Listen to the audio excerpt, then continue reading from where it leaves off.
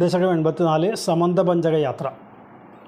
ക്വചിതതപനോപരാഗകാലേ പുരിനിതത്കൃതവർമ്മകാമസൂനു യതുകുലമഹിളാവൃതസുതീർത്ഥം സമുപഗതോസി സമന്തപഞ്ചകാഖ്യം.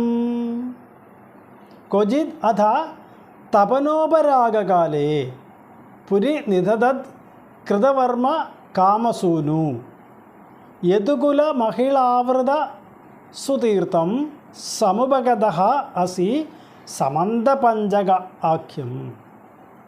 ക്വചിത് അഥ തപനോപരാഗകാലേ, ഒരിക്കൽ ഒരു സൂര്യഗ്രഹണ കാലത്ത് പുരിനിധത കൃതവർമ്മ കാമസൂനു, ദ്വാരകാപുരിയുടെ ഭാരം കൃതവർമാവിനും പ്രദ്യുമ്നപുത്രനായ അനിരുദ്ധനുമായി ഏൽപ്പിച്ചിട്ട് ശ്രീകൃഷ്ണ ഭഗവാനും യദുകുല മഹിളാവൃത, യദുകുലത്തിലെ എല്ലാവരും മഹിളകൾ ഉൾപ്പെടെ സുതീർത്ഥം, നല്ല തീർത്ഥസ്ഥലമായിരിക്കുന്ന സമന്തപഞ്ചകാഖ്യം, സമന്തപഞ്ചകം എന്നു പേരായിട്ടുള്ള തീർത്ഥത്തിലേക്ക് സമുപഗതഃ അസി, എല്ലാവരും എഴുന്നള്ളുകയുണ്ടായി. ഒരിക്കൽ സൂര്യഗ്രഹണ കാലത്ത് ദ്വാരകാപുരിയുടെ അധികാരം കൃതവർമാവിനും അനിരുദ്ധനുമായി ഏൽപ്പിച്ചതിന് ശേഷം ശ്രീകൃഷ്ണ ബലരാമന്മാർ സകല യാദവരോടും എല്ലാ സ്ത്രീജനങ്ങളോടും കൂടി സമന്തപഞ്ചകം എന്ന് പറയുന്ന തീർത്ഥക്കരയിൽ എത്തിച്ചേർന്നു. സുതീർത്ഥം എന്നാണ് സമന്തപഞ്ചകത്തെ പറഞ്ഞത്. എന്ന് പറഞ്ഞാൽ നല്ല തീർത്ഥസ്ഥാനം.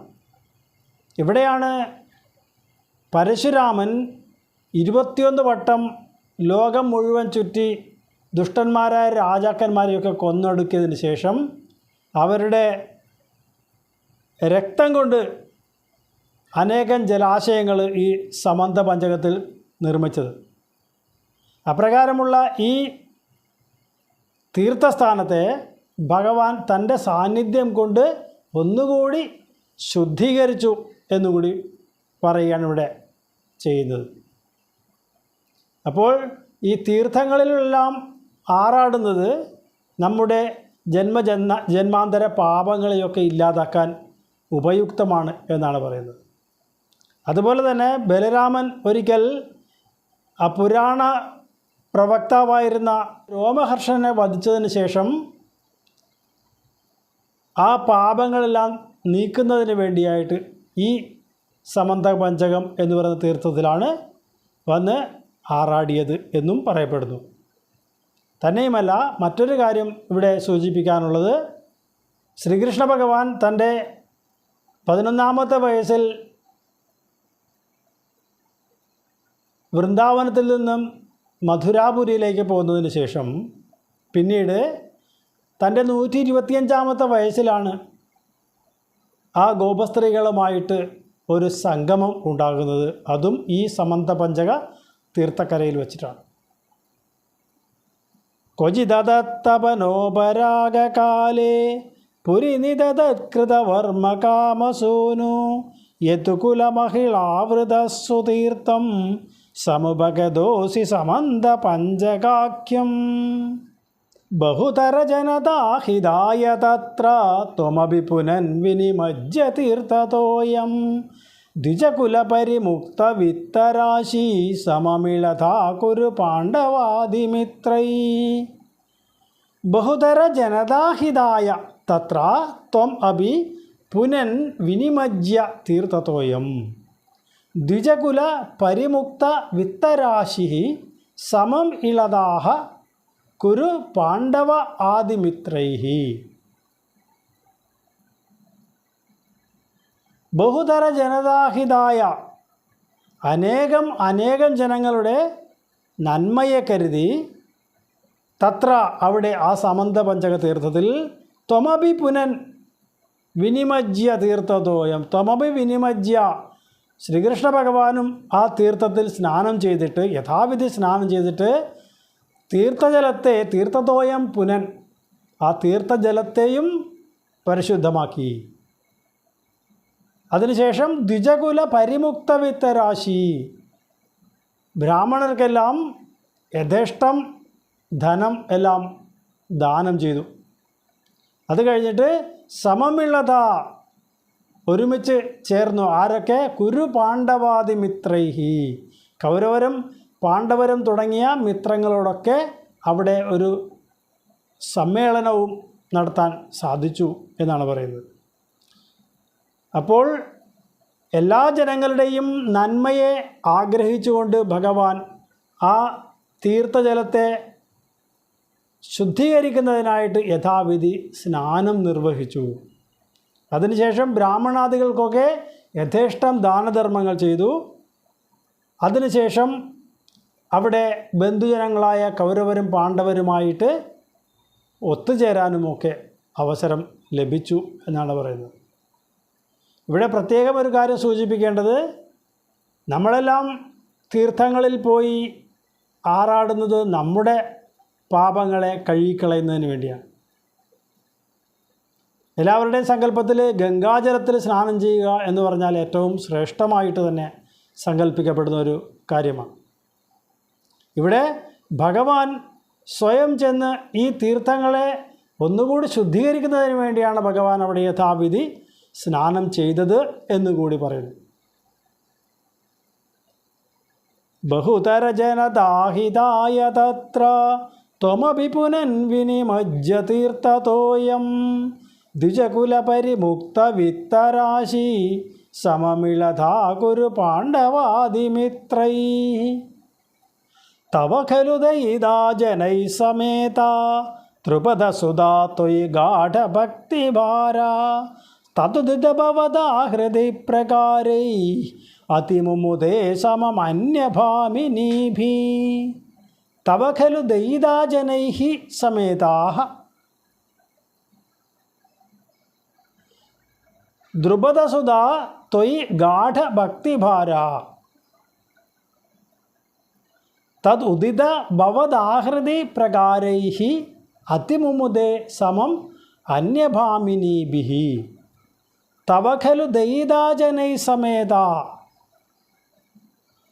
ശ്രീകൃഷ്ണ ഭഗവാന്റെ പത്നി ജനങ്ങളോട് ഒത്തുചേർന്നിട്ട് ദ്രുപദസുധ, ആ ദ്രുപദ രാജപുത്രിയായിരുന്ന ദ്രൗപദി അല്ലെങ്കിൽ പാഞ്ചാലി, ത്വയി ഗാഢഭക്തിഭാര, ശ്രീകൃഷ്ണ ഭഗവാനിൽ വളരെയധികം ഭക്തിയുള്ളവളായ പാഞ്ചാലി ഭഗവാന്റെ പത്നിമാരോട് സമ്മേളിച്ച് തദുദിത ഭവദാഹൃതി പ്രകാരൈ അതിമുമുദേ സമം അന്യഭാമിനീഭി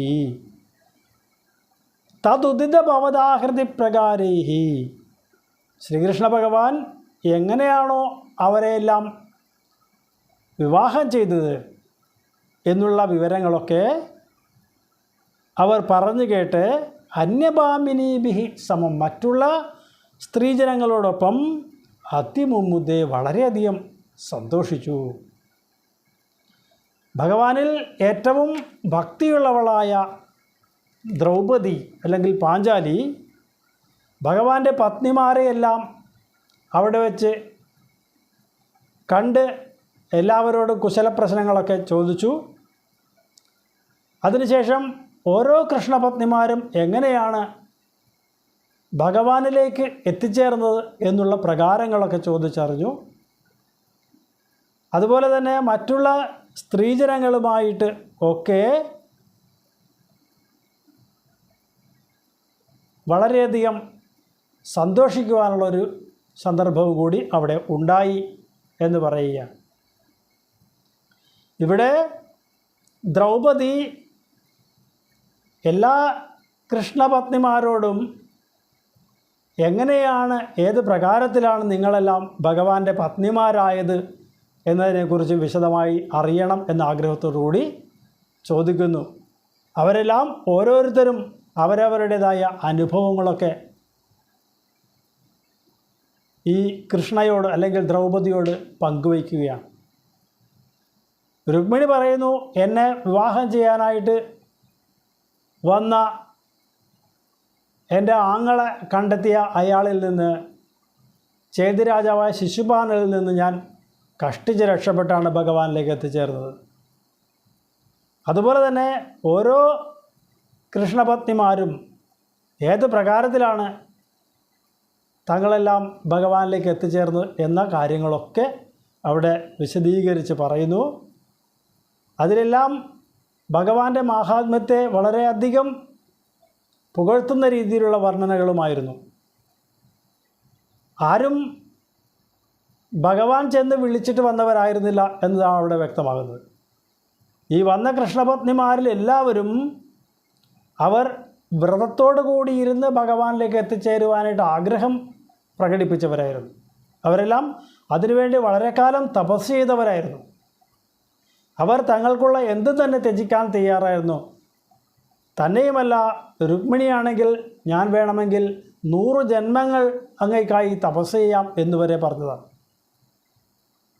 അതിനുശേഷമാണ് ഭഗവാനിലേക്ക് അവരെല്ലാം എത്തിച്ചേരുന്നത്. അല്ലാതെ ഒരിക്കലും ഭഗവാൻ ചെന്ന് അവരോട് നിങ്ങളെനിക്ക് പത്നിയാവണം, അല്ലെങ്കിൽ നിങ്ങൾ എന്നെ വിവാഹം ചെയ്യണം, സ്വയംവരത്തിൽ സ്വീകരിക്കണം എന്നൊന്നും ആരോടും പറഞ്ഞതല്ല എന്നുകൂടി ഇവിടെ വ്യക്തമാക്കുകയാണ്.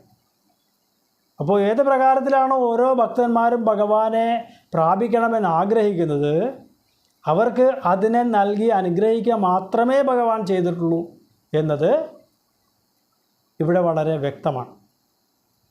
തവക്കലുദൈദാജനൈ സമേത ദ്രുപദസുധാ ത്വയി ഗാഠഭക്തിഭാര തതുദിതഭവദാഹൃതി പ്രകാരൈ അതിമുമുദേ സമം അന്യഭാമിനീഭി തതനുജ ഭഗവൻ നിരീക്ഷ്യ ഗോപാൻ അതികുതുകാതുപഗമ്യമാനയിത്വാ ചിരതര വിരഹാതുരാംഗരേഖാ പശുഭവധൂ സരസം ത്വമന്വയാസി.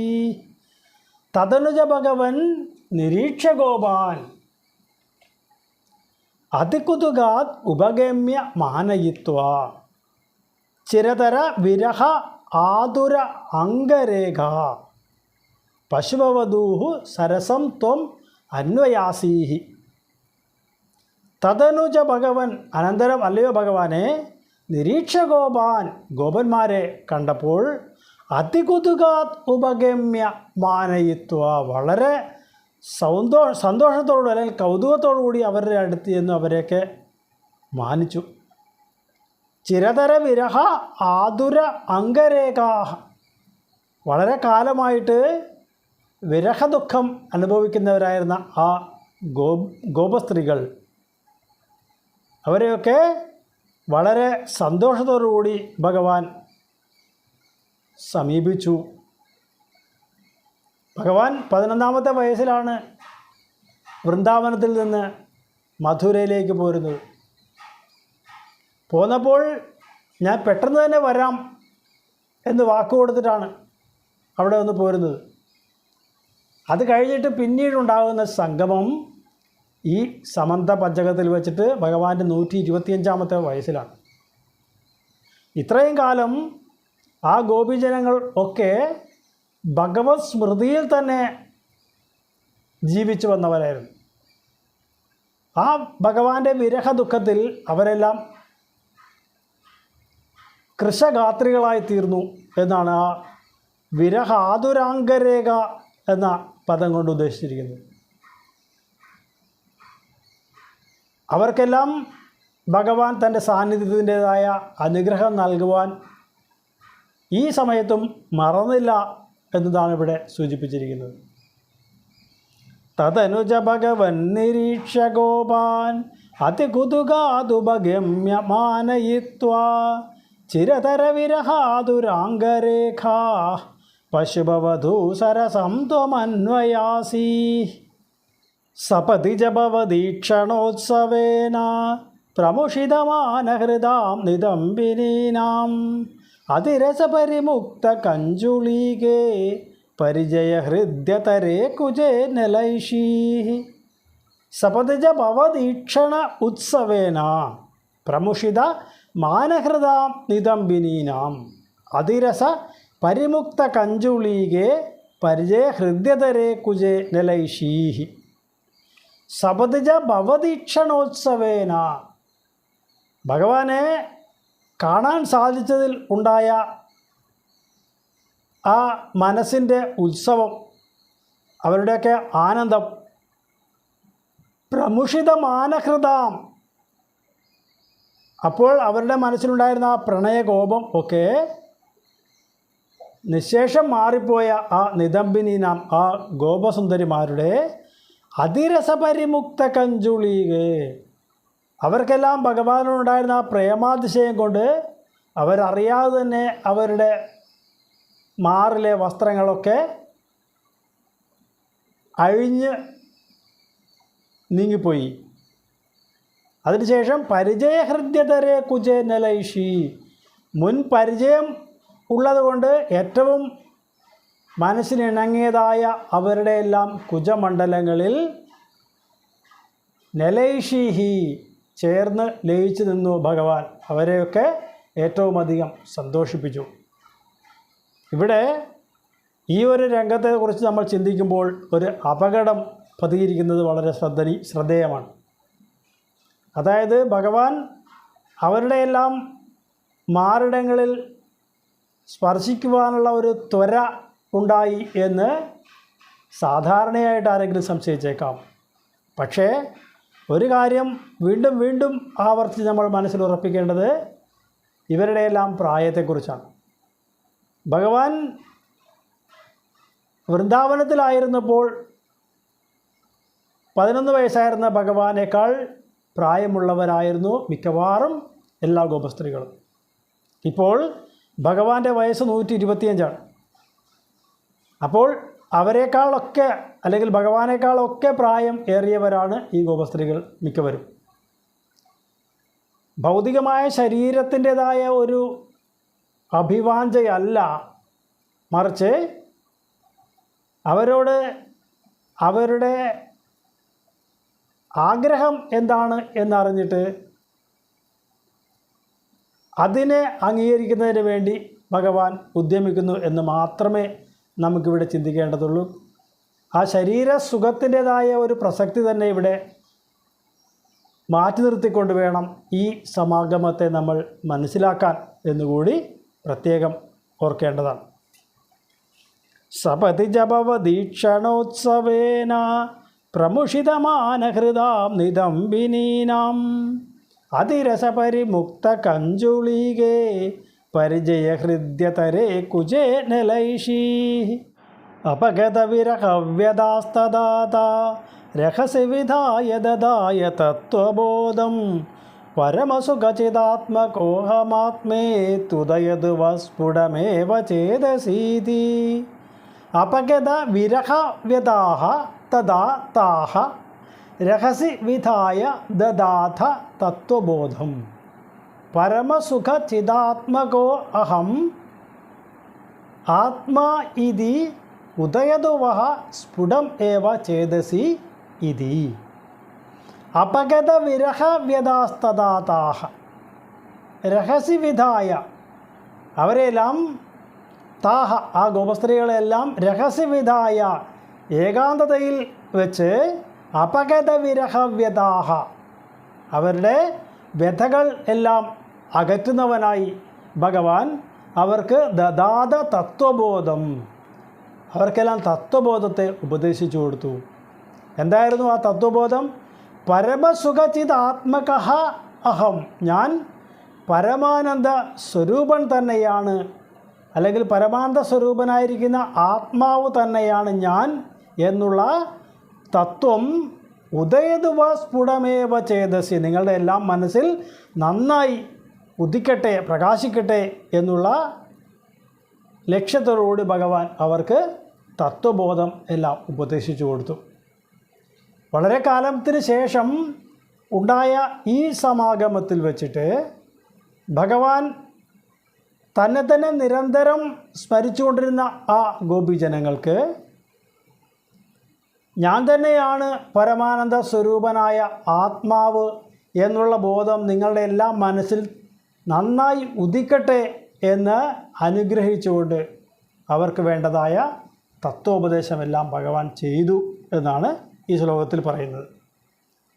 അപഗതവിരഹവ്യദാസ്തദാത രഹസി വിധായ ദദാത തത്വബോധം പരമസുഖചിതാത്മകോഹമാത്മേ തുദയത് വാസ്ഫുടമേവ ചേതസീതി സുഖരസപരിമിശ്രിതോ വിയോഗ കിമപി പുരാ ഭവദുദ്ധവോപദേശൈഃ സമഭവദമുദഃ പരം തു താസാം പരമസുഖൈക്യമയീ ഭവദ്വിചിന്ത.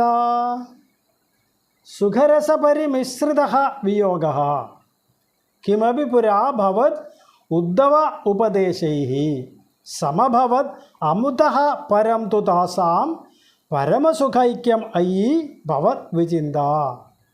സുഖരസപരിമിശ്രിതഃ വിയോഗഃ കിമപി പുരാ ഭവത് ഉദ്ധവോപദേശൈഃ. പുരാ പണ്ട് ഉദ്ധവോപദേശൈഃ ഉദ്ധവൻ്റെ ഉപദേശത്തിലൂടെ അവർക്ക് സുഖരസപരിമിശ്രിതഃ വിയോഗഃ ആ ഭഗവാനിൽ നിന്നുണ്ടായ ഈ വിയോഗം അല്ലെങ്കിൽ ഈ വിരഹദുഃഖം അവർക്ക് കുറച്ചൊക്കെ ആനന്ദാനുഭവം കലർന്ന ഒരു അനുഭവമായി തീർന്നിരുന്നു ആ ഉപദേശത്തിന് ശേഷം. ഇപ്പോഴാണെങ്കിലോ സമഭവത് അമുദ. അപ്പോൾ അതിനൊരു പരിണാമം വന്നു. എന്തായിട്ടാണ് പരിണമിച്ചത്? അമുദഃ പരം തു താസാം. ഈ ഭഗവാന്റെ സമാഗമത്തിന് ശേഷം അവർക്കൊക്കെ പരമസുഖൈക്യം അയി ഭവദ്വിചിന്ത. ഭഗവാനെക്കുറിച്ചുള്ള ചിന്തയാവട്ടെ അത് പരമാനന്ദ സ്വരൂപത്തോടുള്ള ചേർച്ചയായിട്ട് തന്നെ പരിണമിച്ചു.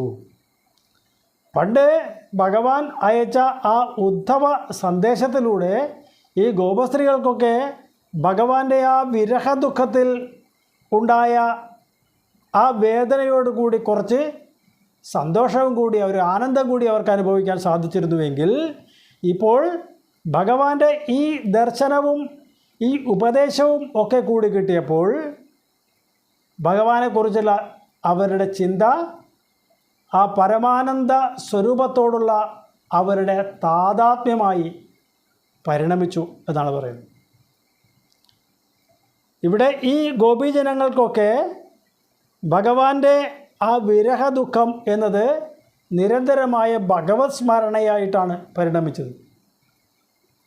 ഇത്രയും കാലമുള്ള നിരന്തരമായ ഭഗവത് സ്മരണയിലൂടെ അവരുടെ മനോമാലിന്യം എല്ലാം അകന്ന് ശുദ്ധ സ്വരൂപമായി തീർന്ന അവരുടെ എല്ലാം ആത്മാവിന് പരമാത്മാവിനോടുള്ള ഐക്യം സാധിച്ചെടുക്കുവാനായിട്ട് ഭഗവാന്റെ ഈ ദർശനം വളരെയധികം സഹായകമായി എന്നാണ് പറയുന്നത്.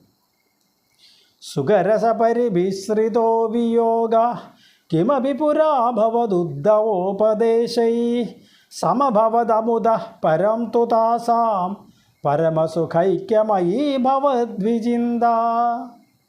മുനിവരനിവഹൈസ്തവാഥ പിത്രാ ദുരിദശമായ ശുഭാനി പൃച്യമാനൈഃ ത്വയി സതി കിമിദം ശുഭാന്തരൈരിത്തുരുഹസിതൈരഭിയാജിതസ്തദാസൗ.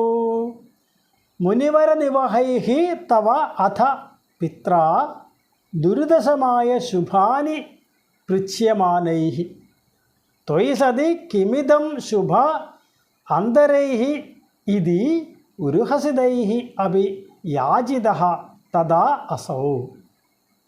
മുനിവരനിവഹൈഃ ആ സമന്തപഞ്ചക തീർത്ഥക്കരയിൽ എത്തിച്ചേർന്ന മുനിജനങ്ങളോടൊക്കെ തവാത പിത്ര അങ്ങയുടെ പിതാവായ വസുദേവർ ദുരിതശമായ ശുഭാനി പൃച്യമാനൈഹി മനുഷ്യൻ്റെ ദുരിതങ്ങളൊക്കെ ശമിക്കുന്നതിനായിട്ട് എന്ത് ശുഭകർമ്മമാണ് ചെയ്യേണ്ടത് എന്ന് ഈ മുനിജനങ്ങളോട് വസുദേവർ ചോദിച്ചു. ആ ചോദ്യം കേട്ടതും ഈ മുനിജനങ്ങളൊക്കെ എന്താ ചെയ്തത്? ത്വയി സതി കിമിതം ശുഭാന്തരൈ. ഈ ഭഗവാനെ അല്ലെങ്കിൽ ശ്രീകൃഷ്ണനെ മകനായി ലഭിച്ച അല്ലയോ വസുദേവരെ, അങ്ങ് ഇനി എന്ത് സൽക്കർമ്മമാണ് ചെയ്യേണ്ടതുള്ളത്? ഇനി മറ്റൊന്നും ചെയ്യേണ്ടതില്ല. അങ്ങയുടെ പുണ്യത്തിൻ്റെ ഏറ്റവും മൂർധന്യാവസ്ഥയിലാണ് അങ്ങയ്ക്ക് ശ്രീകൃഷ്ണ ഭഗവാനെ പുത്രനായി ലഭിച്ചത്. ഇതിനേക്കാൾ ഉപരിയായിട്ട് മറ്റൊന്നും ചെയ്യേണ്ടതില്ല എന്ന അർത്ഥത്തിലാണ് അവരൊക്കെ ഒരു ഹസിതൈരബി പൊട്ടിച്ചിരിച്ചു പോയി. എങ്കിലും ആ ചോദ്യം വളരെ നിഷ്കളങ്കമാണ് എന്നതുകൊണ്ട് അതിനെ നിരാകരിക്കുവാനും ആ മുനിമാർക്ക് സാധ്യമല്ലാത്തതിനാൽ അവരെല്ലാം വസുദേവർക്ക് ഒരു ഉപദേശം നൽകി. യാജിതഃ തദാസൗ, അവർ വസുദേവരെ കൊണ്ട് യാഗം ചെയ്യിപ്പിച്ചു. വളരെ നിർദോഷമായിട്ടാണ് വസുദേവർ ഈ പ്രകാരം ഒരു ചോദ്യം മുനിവര്യന്മാരോട് ചോദിക്കുന്നത്. നമ്മുടെയുമെല്ലാം മനസ്സിൽ ഈ പ്രകാരം ഉള്ള സിദ്ധന്മാരായ യോഗിമാരെ കാണുമ്പോൾ എന്തെങ്കിലുമൊക്കെ നമ്മളുടെ ഭൗതികമായ ദുഃഖത്തിനൊരു ശാന്തി ഉണ്ടാവണം എന്നെല്ലാം ചെന്ന് പരിദേവനം ചെയ്യുക സ്വാഭാവികമാണ്. നമ്മളെപ്പോലെ തന്നെയാണ് ഈ വസുദേവരും. ശ്രീകൃഷ്ണ ഭഗവാന്റെ മഹത്വത്തെക്കുറിച്ച് പൂർണ്ണമായും മനസ്സിലാക്കാൻ സാധിക്കാതിരുന്ന വസുദേവർ ഈ മുനിജനങ്ങളിൽ നിന്ന് എന്തെങ്കിലും ഉപദേശം കിട്ടും എന്ന പ്രതീക്ഷയിലാണ് അവരോട് ഇപ്രകാരം ചോദിച്ചത്. എന്തായാലും ഭഗവാന്റെ പിതാവാണ്, അതുകൊണ്ട് അദ്ദേഹത്തിൻ്റെ ഈ ചോദ്യത്തെ നിരാകരിക്കുന്നത് ശരിയല്ല എന്നതുകൊണ്ട് മാത്രം ആ മുനിജനങ്ങൾ വസുദേവരെ കൊണ്ട് യാഗം ചെയ്യിപ്പിച്ചു എന്നാണ് പറയുന്നത്. അല്ലെങ്കിൽ ഭഗവാൻ എല്ലാ സന്തോഷങ്ങളുടെയും ഉറവിടമായിരിക്കുന്ന ആ ശ്രീകൃഷ്ണ ഭഗവാനെ തൻ്റെ പുത്രനായി ലഭിച്ച വസുദേവർക്ക് ഇനി ഇതിനേക്കാൾ പരം മറ്റെന്താണ് ലഭിക്കാനുള്ളത്? അതുകൊണ്ട് ഭഗവാന്റെ മാഹാത്മ്യത്തെക്കുറിച്ച് അറിയുക എന്നുള്ളതാണ് ഒരു മനുഷ്യജന്മത്തിൽ നമ്മൾ അനുഷ്ഠിക്കേണ്ടതായ ധർമ്മം. ആ ഭഗവാനെ നമുക്ക് പുത്രനായി ലഭിച്ചാൽ പോലും അതിൻ്റെ മാഹാത്മ്യം നമുക്ക് മനസ്സിലാക്കിയെടുക്കണമെങ്കിൽ ഈ മായയുടെ വലയത്തിൽ പെടുക കൊണ്ട് സാധ്യമല്ലാതായി പോകുന്നു എന്നാണ് വസുദേവരും നമുക്ക് പറഞ്ഞു തരുന്നത്. അല്ലെങ്കിൽ ഭഗവാന്റേതായ മഹാത്മ്യങ്ങളൊക്കെ നിരവധി തവണ കണ്ട് പരിചയിച്ച വസുദേവർക്ക് ഈ പ്രകാരം മുനിജനങ്ങളോട് ഒരു ചോദ്യം ഉന്നയിക്കേണ്ടതായ ആവശ്യം തന്നെയില്ല.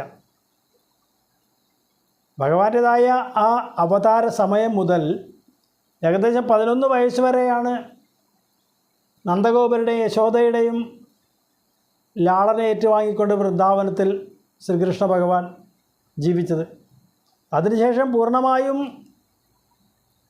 വസുദേവരുടെയും ദേവകിയുടെയും ഒക്കെ കൂടെ തന്നെയുണ്ട് ശ്രീകൃഷ്ണ ഭഗവാൻ. അപ്പോൾ ഏകദേശം 100-ലധികം വർഷം, 115ഓളം വർഷങ്ങൾ, 114ഓളം വർഷങ്ങൾ ഇപ്രകാരം ഭഗവാനോടൊത്ത് ജീവിക്കുവാനുള്ള അവസരം കിട്ടിയ വസുദേവർക്ക് പോലും ആ ഭഗവാന്റെ മാഹാത്മ്യം മനസ്സിലാക്കാൻ കഴിഞ്ഞില്ല എങ്കിൽ കേവലം ലൗകികന്മാരായ നമുക്കൊക്കെ എങ്ങനെയാണ് ഭഗവാനെ അറിയാൻ സാധിക്കുക എന്നുകൂടി ഇവിടെ ചിന്തനീയമാണ്. മുനിവരനിവഹൈസ്തവാധപിത്ര ദുരിതശമായ ശുഭാനി പൃച്യമാനൈ ത്വയി സതി കിമിദം ശുഭാന്തരൈരിത്യുരുഹസിതൈരപി യാജിതസ്തദാസൗ സുമഹദീയജനേ വിതായമാനേ പ്രമുദിതമിത്രജനേ സഹൈവ ഗോപാഃ യദുജനമഹിതാസ്ത്രിമാസമാത്രം ഭവദനുശങ്കരസംപുരേവ ബേജു. സുമഹദീയജനേ വിതായമാനേ പ്രമുദിത മിത്രജനേ സഹൈവ ഗോപാഃ യദുജനമഹിതാഃ ത്രിമാസമാത്രം ഭവദനുശങ്കരസം പുരാ ഏവ ബേജുഃ.